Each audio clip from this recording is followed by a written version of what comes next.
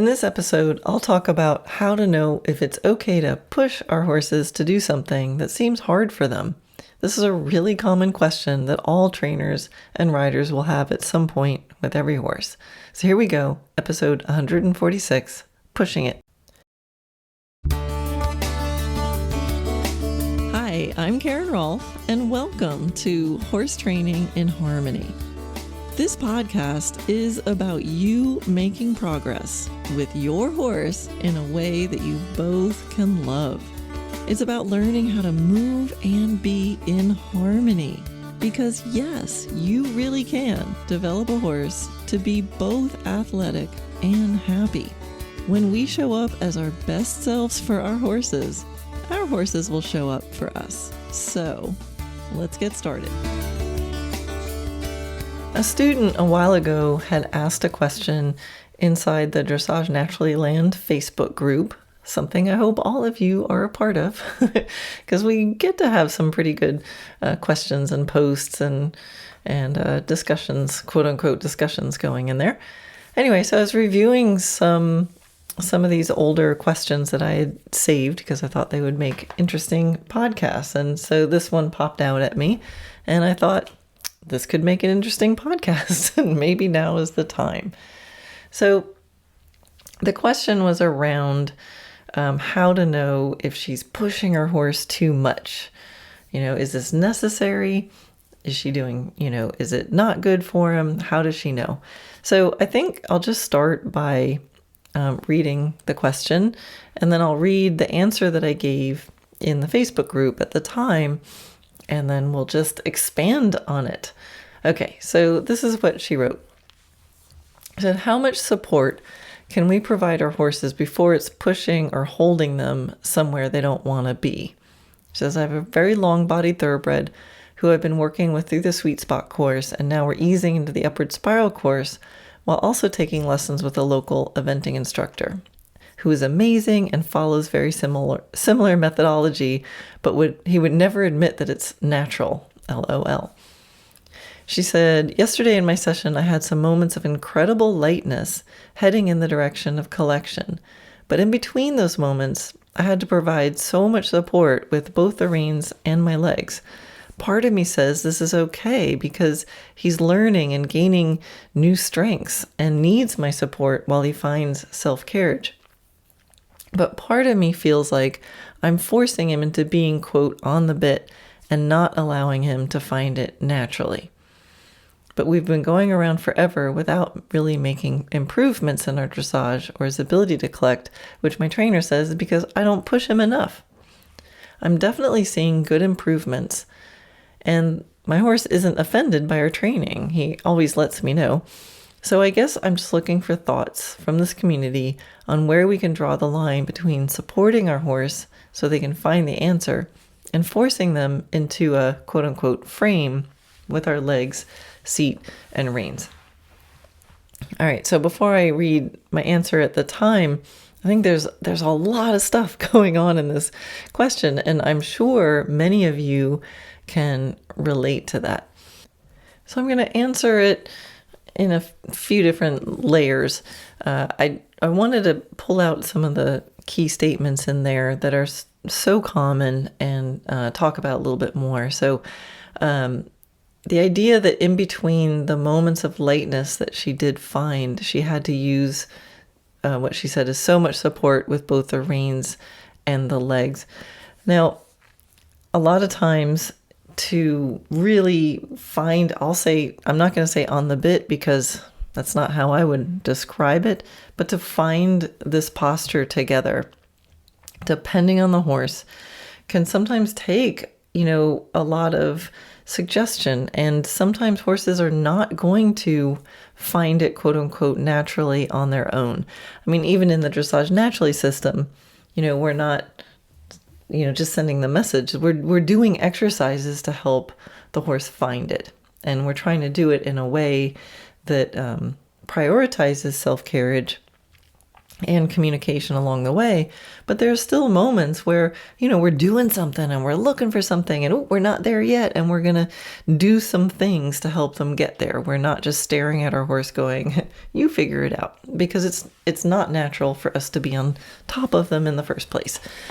So some of this, is, yes, there's moments when I'm riding a horse, especially if they have a history of a different kind of movement. So this is an off-the-track thoroughbred. It's already had training to do something completely different. That there's some things you got to do to find it. And if the rider's not experienced with this, then it makes sense that in the process of learning how to get this thing done, we're going to end up using probably either too little, not enough of something, or way too much of something. So there's what's the natural best way for the horse to learn and the realities of that. And then what's the reality of trying to learn that and do it with this horse at the same time. So we, just the fact that she's asking the question is great news. Be gentle with ourselves and just know that as you learn, and luckily this horse is not offended, thank him every day, because you get to practice this and learn this, and hopefully you get more efficient at it. You get there better next time, and everything can be as light as possible. But there's the reality of the process. Now, another quote that I just wanted to pull out there, where she says he's gaining new strengths and needs this support while he finds self-carriage. So that's another thing that I probably wouldn't phrase it like that, because horses are born with self-carriage. I mean, unless you have a horse that falls down a lot all by himself, they have self-carriage. The next thing that we need to do when we start to ride them is to help them regain their self-carriage with us on their back. Now, the beginnings of that for me start out with riding on a long rein, and why I prioritize being able to go on a long rein. It's like, hey, you didn't fall down before I got on you. Now I'd like you to not fall down. And while I am on you, I mean, that's the exaggeration, but you get the idea. Self-carriage, right? I should be able to ride a horse around as if they're comfortable transportation, not needing a lot of reins or leg, and we should be able to walk, trot, and canter like happy little campers. So that's the first order of support. If I don't have any self-carriage to start with, then I have to start with self-carriage. Who cares about the, proper bend or posture? And I know there's some of you thinking, but the weight of the rider, it's so important that they get their correct posture because it's healthy. Yes. However, a lot of the source of poor posture is that we're needing the reins for speed control or turning or all these things. And when we find the natural self-carriage of a horse who's not bracing, not impulsive, not running, not trying to get to the left when the rider's going to the right, just happy camper, comfortable transportation, that's the best prerequisite for now improving their posture even better and taking them to Pilates and doing dressage to get the healthier biomechanics. So that's where kind of built into the Dressage Naturally system is we start with self-carriage. So I think what she was describing is, let's say we have self-carriage, happy little camper. Now we're trying to connect with the horse and get that dance partner connection and find the connection with the reins and the pole high, stretchable, balanced posture, which, some people call, quote unquote, on the bit. That on the way to that, they often, especially if you're trying to get them on the bit, will lose the feeling of self-carriage. They were fine. Now you've shortened the reins and you're trying to do stuff with their body and they're not there yet. So if they're not there yet, they're probably leaning on you and getting behind the leg or going too fast or feeling crooked and bracing against it. And now their back is tighter than when they started. So that's where it can feel in the moment of, oh, they need to find their self-carriage. No, we just have to know we just messed up their self-carriage and we haven't added the positive thing in yet. So that's where so many people and horses end up hating dressage, because they were fine before they started dressage. Now they started trying to do it. They just got to the point where everybody's bumping into each other, and they haven't gotten to the good stuff at the other end. So that's right where this person is. And she's felt the light at the end of the tunnel. She's like, okay, it's a bit of a struggle. I'm using too much hand and leg. I feel like I'm holding it together, but ooh, those strides were really nice. They're like, wow, that's where we can go. So that is the reality, is it feels like they lose self-carriage. We just have to know we're the ones that messed it up. They could find it just fine if we just got off of them or dropped the reins, right? So it's about efficiently getting through that process. And that's kind of the goal of Dressage Naturally, is to help horses and riders enjoy the process of getting there. So when you have another instructor that's maybe on a different timeline, and maybe even if they embrace a lot of the same principles, they maybe can't help the person through the Dressage Naturally version of the exercises. So, you're just dealing with what you got there, and you want to try to get through it as efficiently as possible. So I love that she's asking the question. So as we'll talk about further in this podcast, when she's like, I'm pushing my horse, what do I do? I answered it. Well, I'll just read how I answered it. How about that? Okay. So what I wrote at the time, and this is a couple of years ago, I think, I said, excellent question. And then as an example, I said, when I've been in workout programs myself, there are definitely times when my coach has pushed me beyond what I could find myself, and I was grateful. There were also times when I was pushed by coaches and it actually made me lose trust. So what was the difference between those two moments? In the first one, my coach was making really good decisions based on experience as to what was possible. And I knew that I could say no and he would listen. And he didn't push me like that often, just when I needed it. And then the next day, he would let me give it a try by myself. Now, in the second one, the coach where when she pushed, I lost trust, I got the feeling that she was just pushing for the sake of pushing. She wasn't really paying attention to me, and she didn't listen when I said I think I couldn't do it.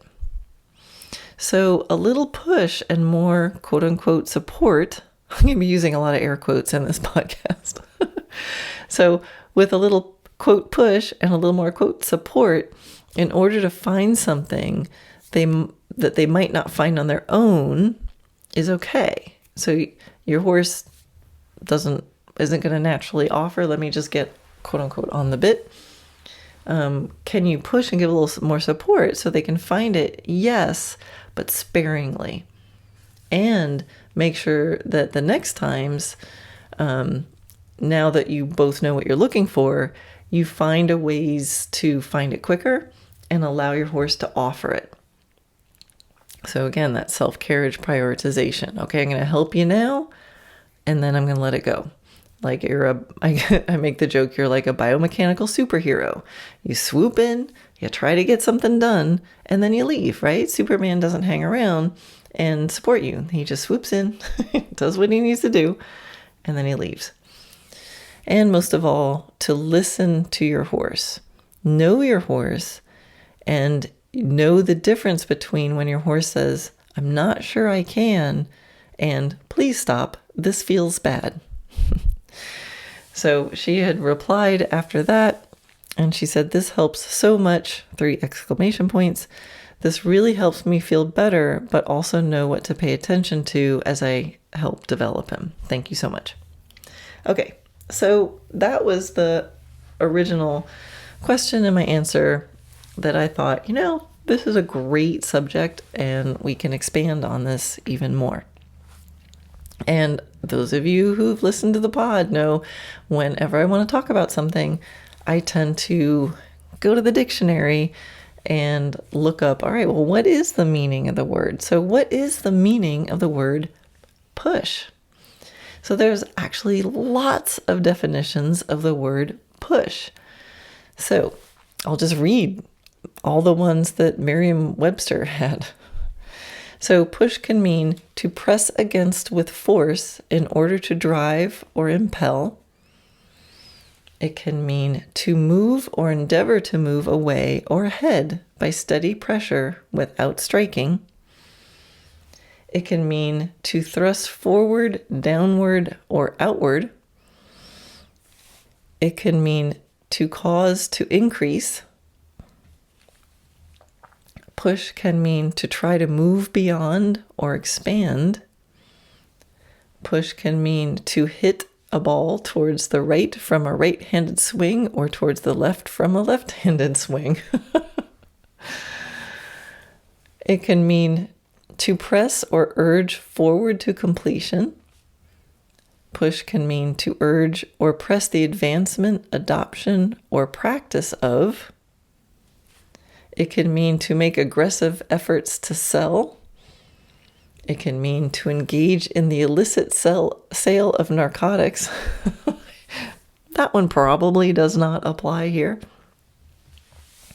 Push can mean to bear hard upon so as to involve difficulty. And it can mean to approach in age or number. So,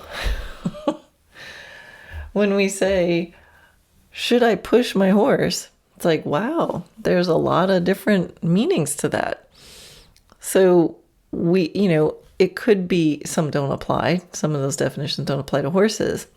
But in ways you can see it could be beneficial to push if we mean to urge or press the advancement, adoption, or practice of something.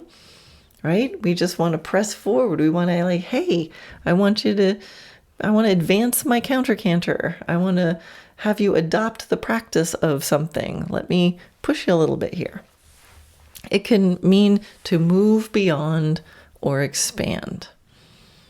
Right? So in those definitions, they both kind of imply a push for a reason, right? So you're pushing for a reason. You want to advance a practice of something, or you want to move beyond, right? So moving beyond, there's a measurable piece. I was here.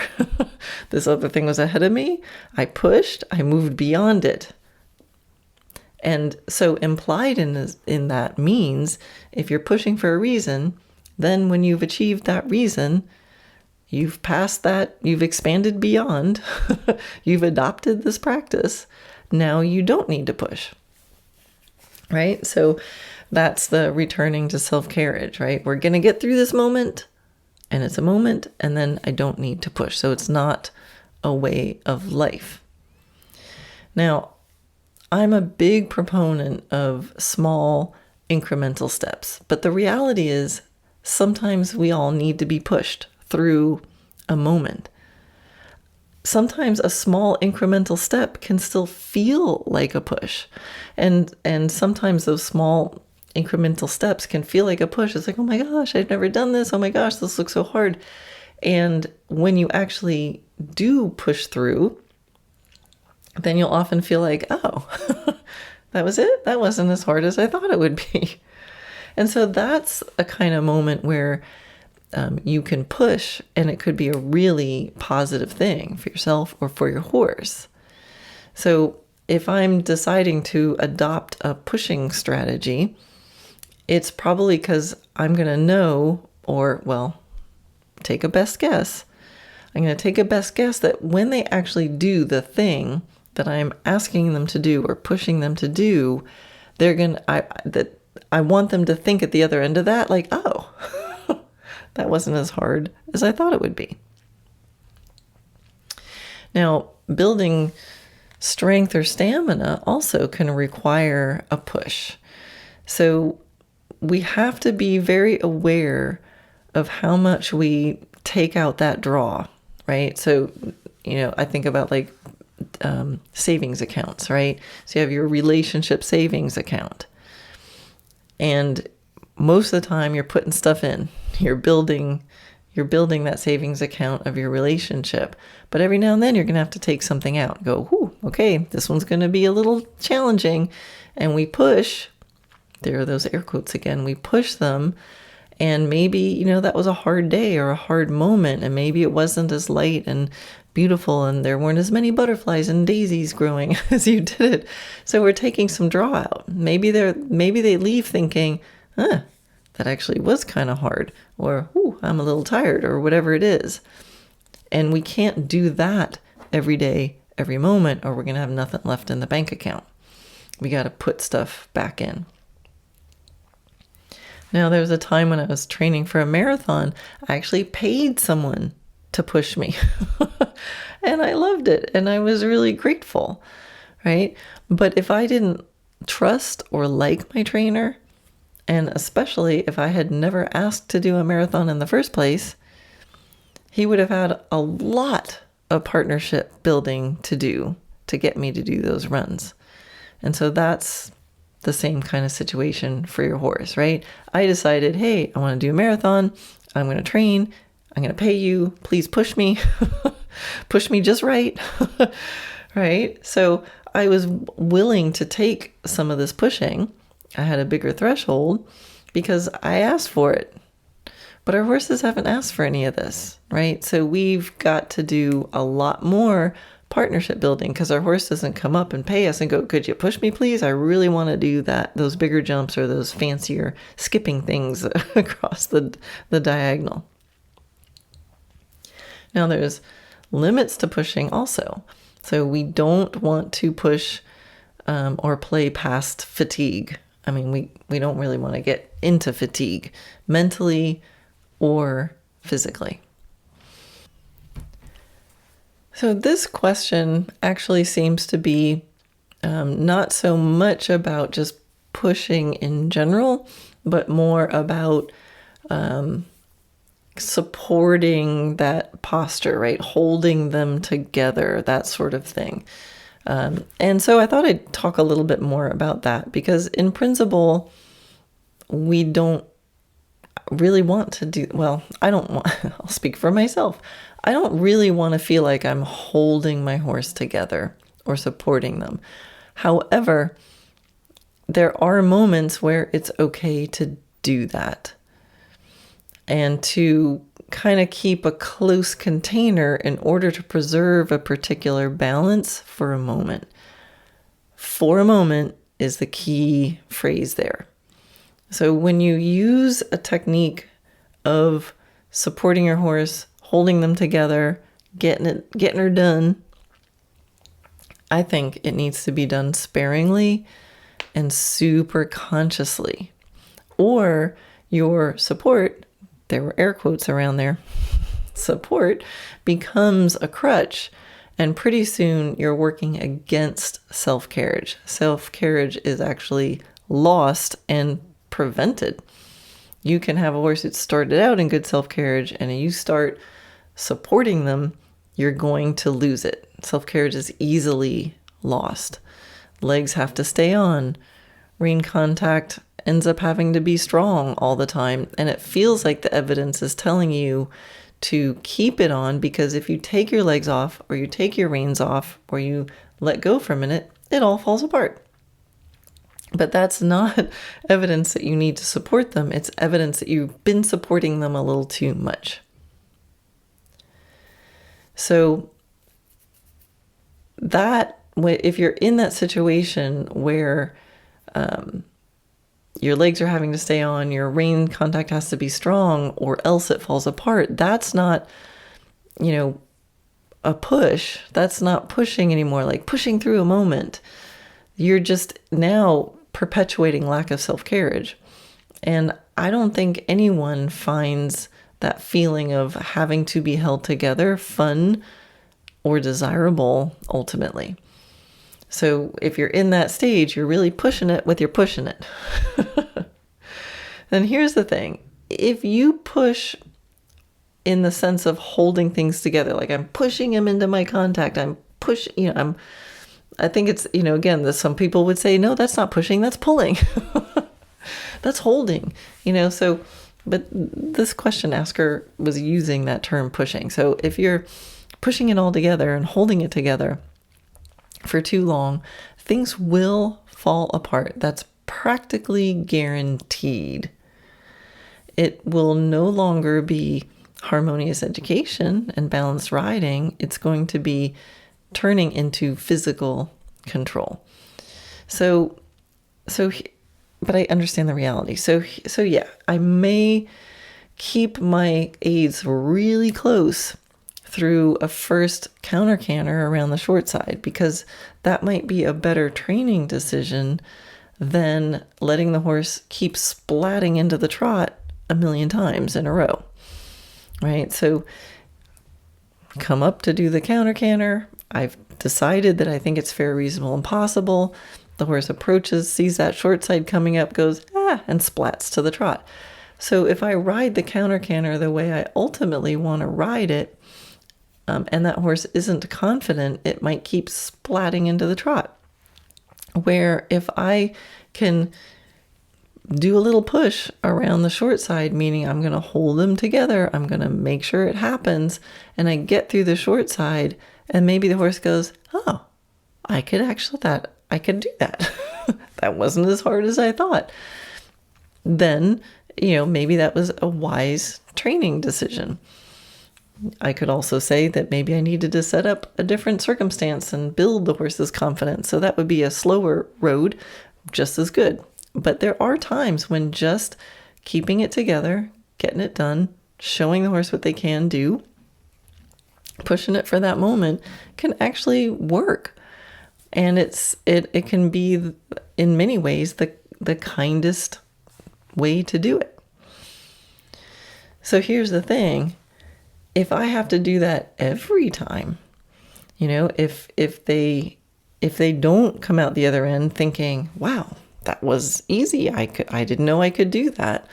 And then the next time, then they're not more confident, and I have to keep my aids on. And then pretty soon my instruction and aid, handbook for counter canter with this horse is keep your outside leg back, really keep it on, keep that inside, it has like a long list of aids, and it's strong, and they're getting stronger each time because now he's getting better at trying to wiggle out of it because he's losing confidence.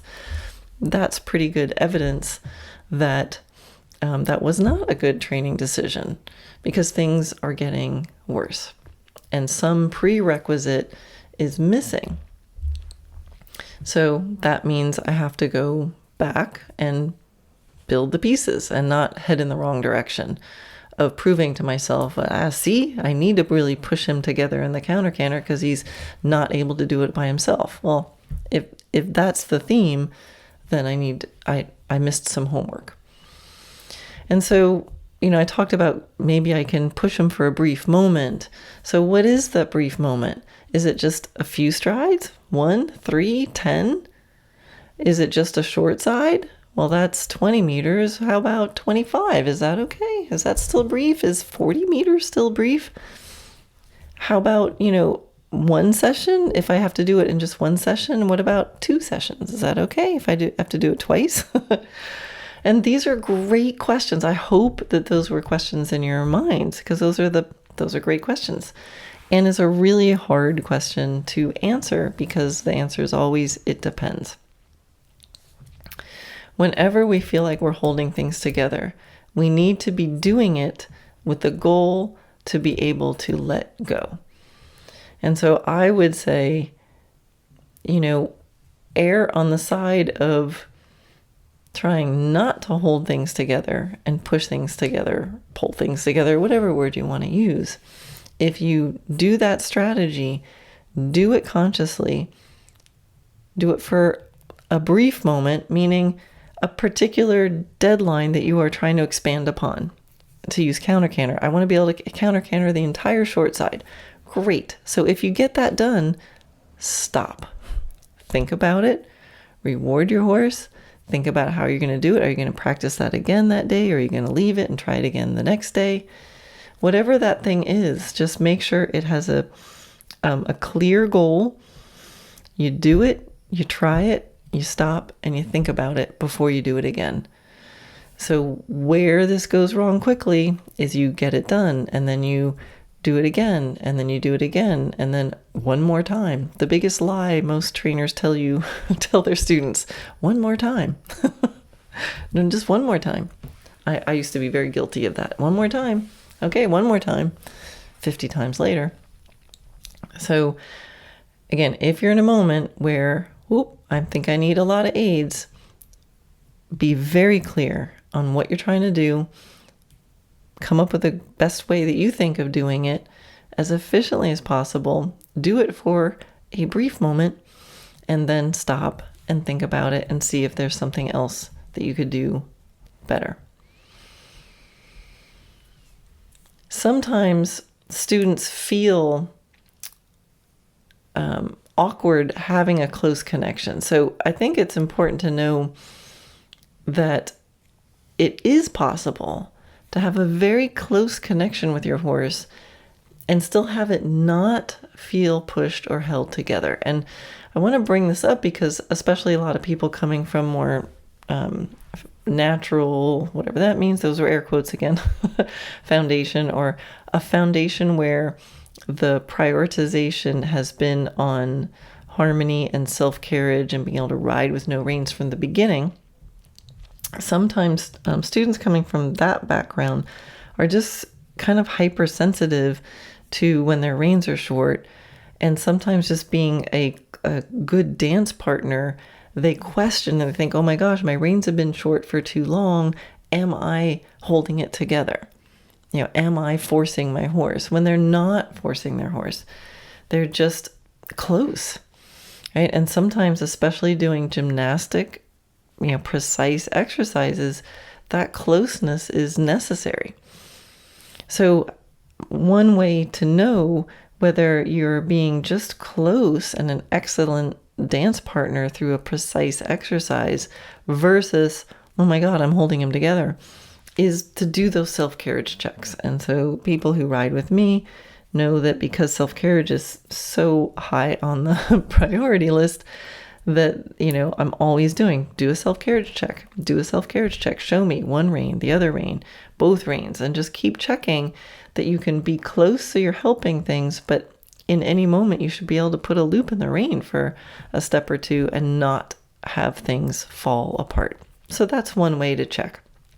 If you're not sure if your closeness is turning into holding together or pushing, take your leg off, take your reins off for a second, and nothing should fall apart unless you're in the crux of that counter canter short side, but in general, like after that counter canter short side's done and you're back in the right direction again, you should be doing a million self-carriage checks and nothing should be falling apart.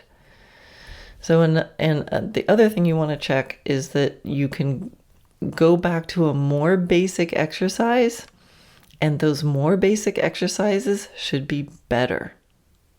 So if I've pushed in a productive, valuable way, let's say I'm cantering, I finally get that counter canter, I support my horse through the counter canter, we come out on the other side, we're back on the true direction, self-carriage is there, I take a break, the basics should be better.